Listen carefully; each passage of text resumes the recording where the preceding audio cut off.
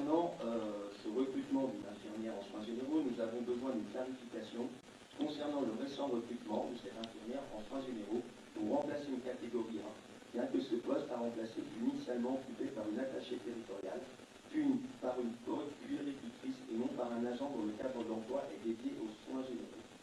Une explication claire nous est nécessaire pour comprendre la justification de ce changement, notamment étant donné qu'une agente appartenant au corps des attachés, toujours présente à ce jour dans les effectifs, et en attente d'une affectation, avait déjà occupé ce poste par le passé. Elle aurait pu être une alternative viable, notamment si on lui avait associé une compétence externe en puéricultrice ou trouvée dans le secteur libéral, permettant ainsi de répondre aux besoins de la fraîche en ce domaine. Nous aurions souhaité savoir pourquoi ce choix a été opéré.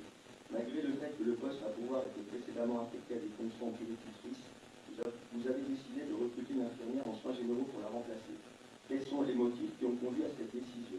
Une explication claire serait nécessaire pour comprendre pourquoi cette substitution a été faite, surtout en considérant qu'une candidate, toujours présente dans les effectifs et en quête d'un poste, était disponible. En outre, nous constatons qu'aucune publication officielle de ce poste n'a été repérée sur les sites dédiés à la diffusion d'offres d'emploi. Normalement, un poste de cette nature aurait dû faire l'objet d'une annonce publique, suivie d'une phase de sélection des candidats selon des critères préalablement établis, comme le précise d'ailleurs votre règlement intérieur. Pourquoi cette procédure n'a-t-elle pas été suivie dans ce cas précis? Par ailleurs, nous nous demandons si ce choix de recrutement répond à une intention spécifique de votre part ou d'une personne qui vous est proche de faire entrer ou réentrer à la mairie une personne déterminée, peut-être connue de vous-même et pas de vos autres collègues ici présents dans la salle, sans que cette information ne soit partagée avec l'ensemble des conseillers municipaux ici présents. Le comité social technique du 16 janvier qui examinait la création du poste n'est mentionné qu'au féminin, alors qu'il y a des infirmiers qui sont aussi masculins. C'est donc qu'on savait déjà qui allait être recruté. Sinon, ça pourrait s'apparenter du sexisme. Et il est bien mentionné l'ensemble des missions principales qui ne nécessitent aucunement à l'infirmier, ni en soins généraux, ni en spécialité puéricultrice, pour faire effectivement ce recrutement. La transparence la plus totale est requise dans ces processus de recrutement afin de garantir l'équité et l'objectivité de la sélection des candidats. En conséquence, nous vous prions de bien vouloir fournir des explications claires et détaillées sur ce recrutement. Il est primordial que les décisions de recrutement soient prises de manière transparente et équitable dans l'intérêt de l'ensemble des agents qui auraient pu candidater sur ce poste. Je vous remercie. Alors, vu toutes les questions, là, je ne vais pas vous répondre maintenant.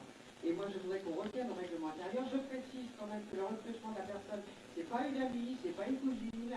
Je n'ai rien du tout vis-à-vis de moi. Je ne vous permets pas de dire ça. Je n'ai jamais parlé de vous, madame. Oui. Je parlais en général. D'accord.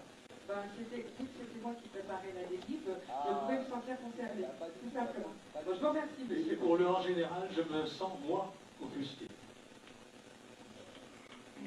Donc, je vais passer au vote du règlement intérieur. Je tiens à préciser qu'on n'avait aucune obligation à le présenter en conseil municipal, ce règlement intérieur du travail, et qu'on l'a fait justement pour avoir de la transparence, et pour que les élus et les agents aient connaissance de ce règlement et que les élus en prennent aussi connaissance.